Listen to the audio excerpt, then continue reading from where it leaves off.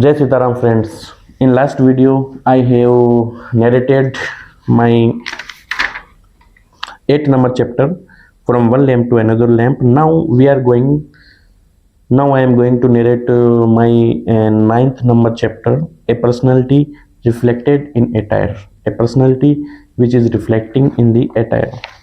So now I'm going to narrate it. First I see where it is written. Oh yes. I have written this chapter, a personality reflected in attire, chapter number 9th, Sitaram life, page number 43. Every morning when he stepped out of the house, people would definitely take a second glance at him, tucking his shirt neatly into his pants, sometimes formally trousers, sometimes paired with the light jeans. His combination was always a center of attraction. Over this, he wore a perfectly ironed full-sleeve shirt with a blue ink pen clipped to the pocket, as it silently saying the person is learned, alert, and always prepared in winter. His attire took another dimension. He often wore a traditional Rajasthani koti, half-sleeved with all its buttons fastened, with the full sleeves of his shirt picked out over underneath. The simplicity of the that koti Rajasthani charms him to add a special depth on his personality. Sitaram Life, page number 44. The harmony of his shirt, belt, and pants looked as if it was made especially for him. His dressing reflected the restrictness and understanding of colors and quiet confidence. This was what truly set him apart. And then came two days when he had to attend LIC meeting. On those days, his attire appears transformed: tie, coat, polished shoes, and serious expression. His walk carried gravity, yet his eyes retained the same familiar sparkle.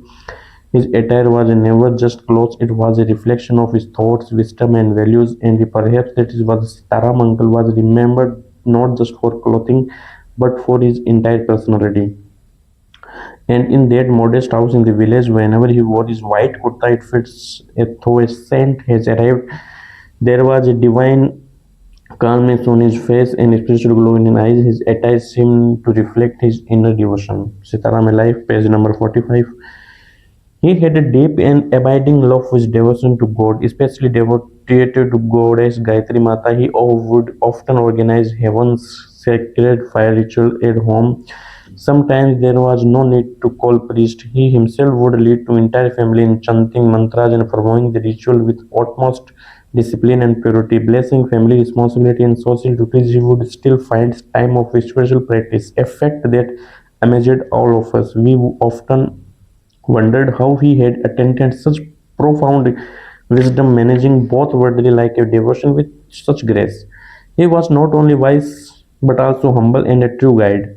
He was always eager to follow his path. His life was like an open book filled with lessons in devotion, discipline, and service. Sitaram Life, page number 46. Time and again he would take the entire family to visit temples in nearly towns and villages. These trips were not merely religious outings but spiritual journeys. Where he helped us understand the bond between the soul and the divine. His devotion, his dedication, and his life itself become a lasting inspiration for all of us. He was not only the pillar of our family but also the source of our path and reverses. Chapter number 9, a personality reflected in attire, is ended page number 46. In next video, the shades of tree and millet flatbreads we will read. Till that time, Jai Sitaram.